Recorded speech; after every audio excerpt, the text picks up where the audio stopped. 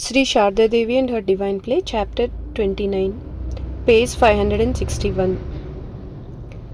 In the middle of 1909, Holy Mother contracted chicken pox and became very weak. She was quarantined in her room. Within a few weeks, she recovered and began to worship the Master as usual.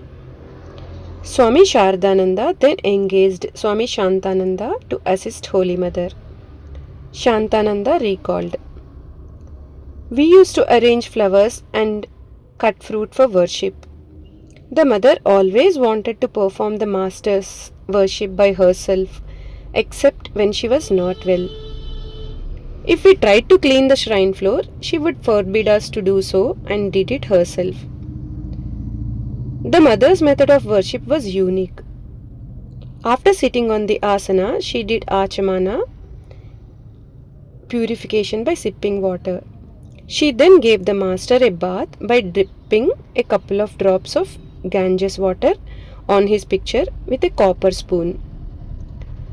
She carefully and gently wiped the water off with a soft towel, put a dot mark on his forehead with sandal paste, and so slowly placed the picture on the throne.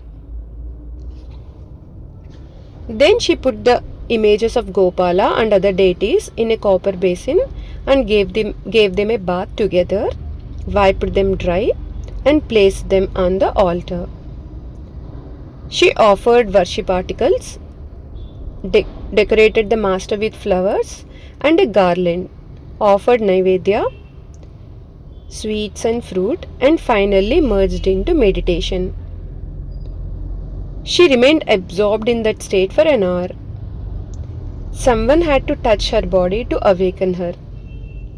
Thus, after finishing worship, she distributed the prasad in leaf bowls to everyone present. She gave more prasad to the servants and the household cook, remarking, "They work hard, so they should have more good food." After taking a little prasad, she would go for a bath in the Ganges with Golapma or someone else.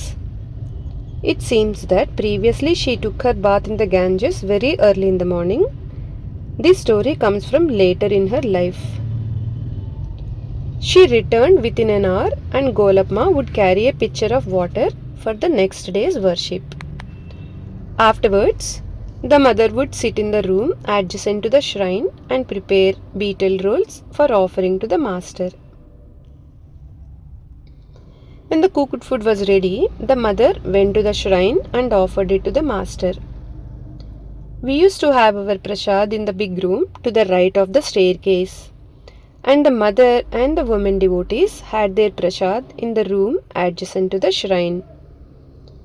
After lunch, the mother took some rest, changed her cloth, and washed it. At 4 o'clock, she roused the Master from rest and placed the picture on the altar. The mother gave darshan on Tuesdays and Saturdays from 5 to 6 o'clock. She sat on her cot, dangling her legs, covering herself with a chadar.